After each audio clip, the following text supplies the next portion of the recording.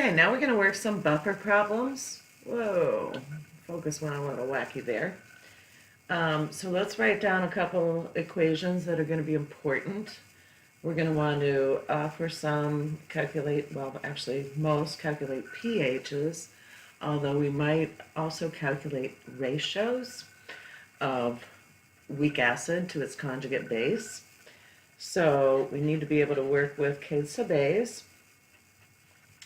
And again, that equation is concentration of hydrogen ion times the concentration of the conjugate base over the conjugate concentration of the weak acid. Whoops, sorry about that. And then pH equals negative log of the concentration of hydrogen ions. Okay. Sometimes we'll be given pKa's, and we'll have to find the K sub A, and that equation is pKa equals negative log of K sub A. And we can also calculate pH using the Henderson-Hasselbalch equation. For that we need the pKa, and then we're going to add to that the log of the concentration of the conjugate base over the concentration of the weak acid. Okay? So let's start with a buffer problem. Remember, a buffer is composed of either a weak acid and its conjugate base, or a weak base and its conjugate acid. There may be times where we're given a ratio of weak base to its conjugate acid. However, we're given K sub A information, so we'll look at how we handled that. And in fact, in this first problem, that's what we're going to do. So here we are going to calculate the pH of a buffer solution. And well, never mind, I'm not going to do that. But I do abbreviate solution SOLN. And this buffer solution is 0.15 molar in ammonia, which again is a weak base, to 0.35 molar ammonium chloride. So that is a weak base mixed with a salt solution that contains the conjugate acid of that base. However, we are given K sub A information. So we're given the K sub A of the ammonium ion, and that is 5.6 times 10 to the negative 10. So K sub A's, K sub B's, you can look up in tables. If you need one for a problem assigned in the book, I suggest you get that info from the book. If it's given, if I give you a problem on an exam, I will supply you, and I will give you this type of problem, I will supply you with that acid dissociation constant. So there's two ways we can work this problem. One is by determining the concentration of the hydrogen ion using the K sub A, or we can find the pKa and use Henderson-Hasselbalch equation. So I'm actually going to work it both ways. Okay, so we have the K sub A, 5.6 times 10 to the negative 10. So that's going to equal the concentration of hydrogen ion, which we don't know. What we do know is the concentration of the conjugate base over the weak acid. Okay, so we're going to solve this for hydrogen ion, and we're going to substitute the concentration of the ammonia, and this is because we're using the K sub A. That is the conjugate base of the ammonium ion, and that's going to be over the concentration of ammonium ion of 0.35. So when we solve this for the hydrogen ion concentration,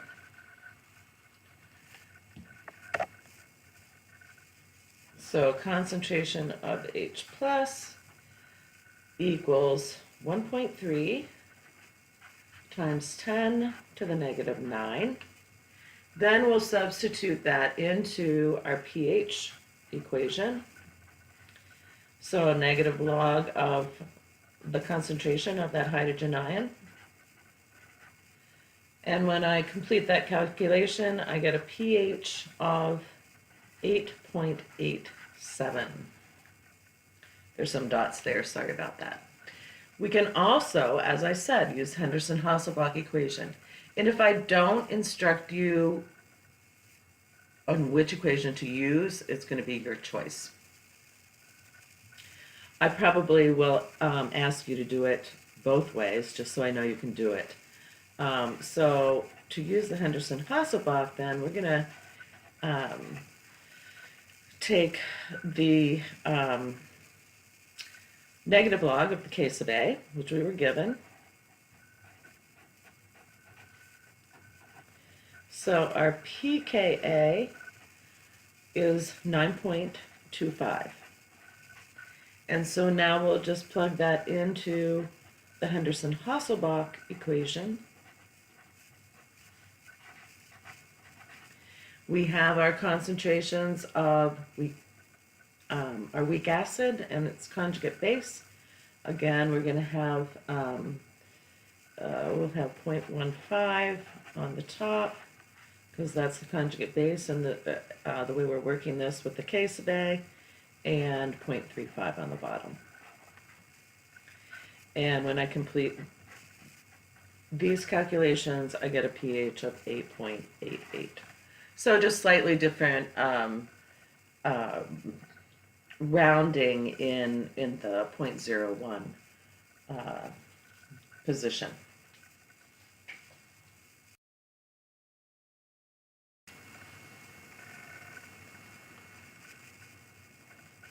Okay, the next problem, let me get that into focus there. We are going to calculate, or we're given the pH, of a buffer solution composed of bicarbonate and carbonic acid. And the buffer, or the pH of this buffer is 8.00, and we're asked to calculate the ratio of carbonic acid to bicarbonate. So what we're going to do is use the Henderson-Hasselbalch equation to determine what that ratio is. So we know the pH of that buffer solution. I am given a K sub A, and that is 4.45 times 10 to the negative 7. So my pKa, again, negative log of that K sub A. Sorry, I'm running off the page there. I have a pKa of 6.35. Okay?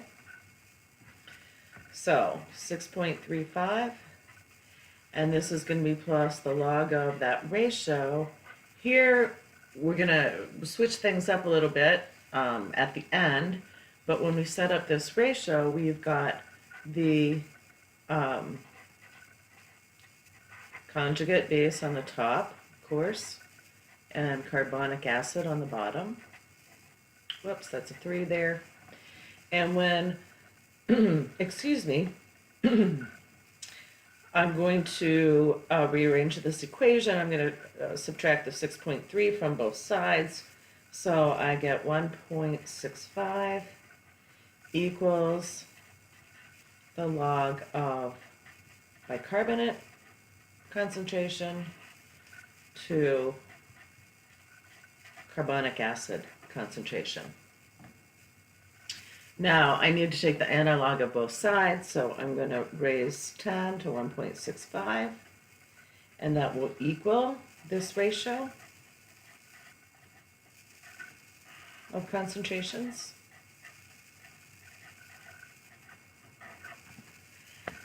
And that is 44.7.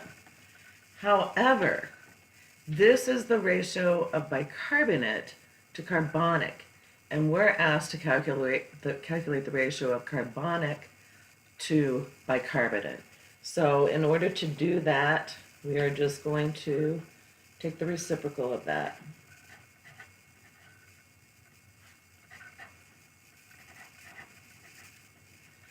So that's 1 over 44.7, which equals 0.0224. So for every carbonic acid molecule, we have 1 or 0.0224 parts bicarbonate.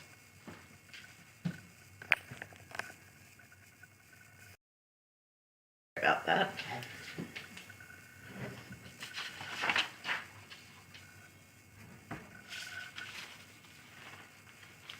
Oops, where are we going here?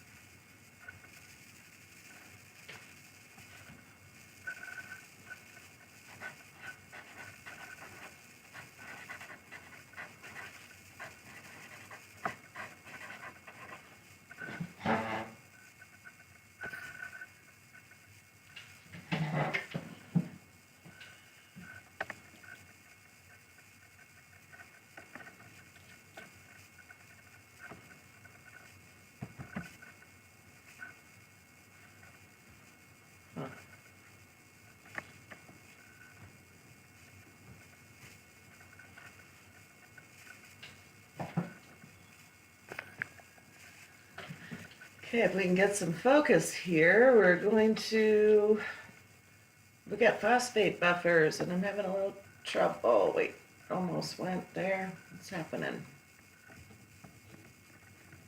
Huh. Okay, may have to.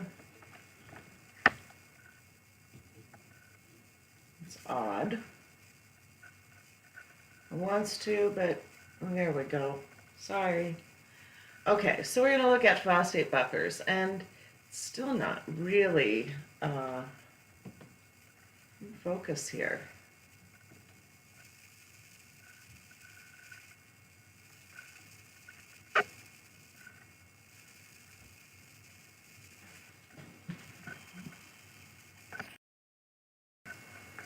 Oh, I'm sorry, I'm having, oh, there we go.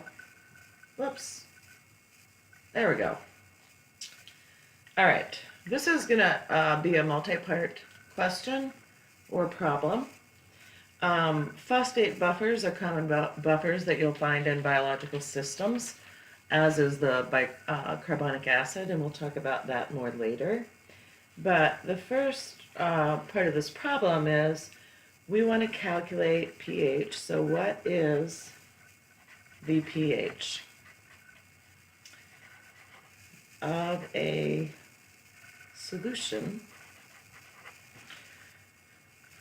prepared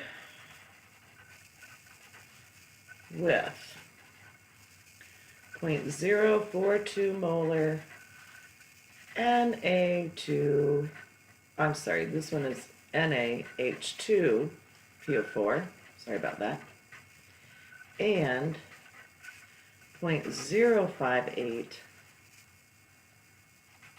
Na2HPO4.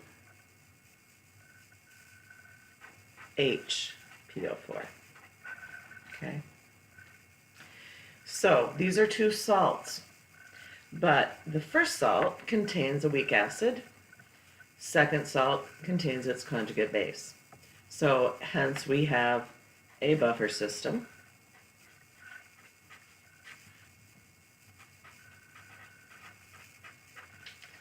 Weak acid and its conjugate base. Okay.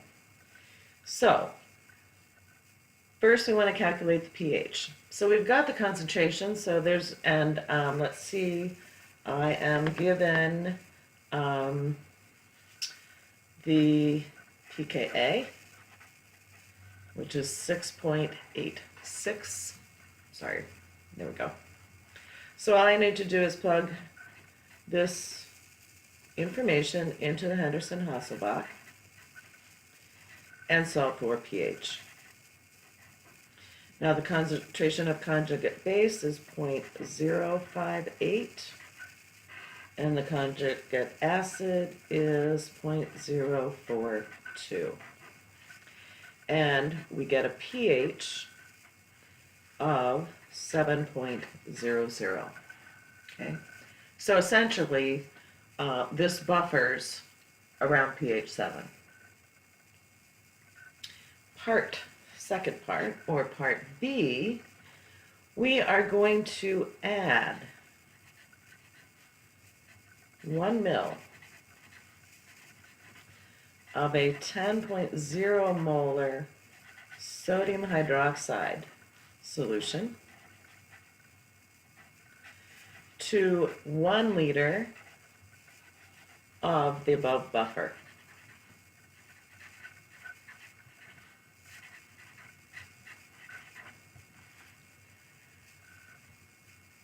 What is the pH after we add that sodium hydroxide? Okay. So, this is going to require an ice table in order to calculate the number of moles of weak acid that are going to be used up neutralizing that sodium hydroxide that we're adding. So, first thing we need to do is determine how many moles of sodium hydroxide we're adding. And of course, in order to use that molarity, we've got to convert those mils to liters, and then of course use the molarity to determine the number of moles. And the number of moles that we're adding is 0.010 mole NaOH, or hydroxide ion, because that's what's going to get neutralized. Recall ice tables: initial change equilibrium. Didn't leave much room here. First we're going to do Na2HPO4, and we need a column for NaH2PO4. Initial concentrations in moles, because we're using 1 liter of that buffer, we have 0.058 moles and 0.042 moles. Okay? Now when we add that hydroxide ion, the weak acid is going to neutralize that hydroxide, so we're going to use up 0.010 moles of that acid, and we're going to produce 0.010 moles of the HPO4. So at equilibrium, we have concentrations of 0.068 moles and 0.032 moles. Now we can plug this into the Henderson-Hasselbalch equation, okay, and determine our pH. So pH equals our pKa plus the log of 0.068 divided by 0.032, and we get a pH of 7.19. So our pH increased by almost 0.2, but that's not a lot in reality. So let's take a look at another scenario and look at a pH change of water when we add 1 ml of sodium hydroxide. So we're going to use that same amount of sodium hydroxide, and so that gives us a hydroxide ion concentration, or number of moles in that 1 ml is 0.010, and we're adding this to pure water, which of course, has a pure water pH 7.00, and this will be a liter too. So we can approach this in a simple way, and that is by calculating the pOH.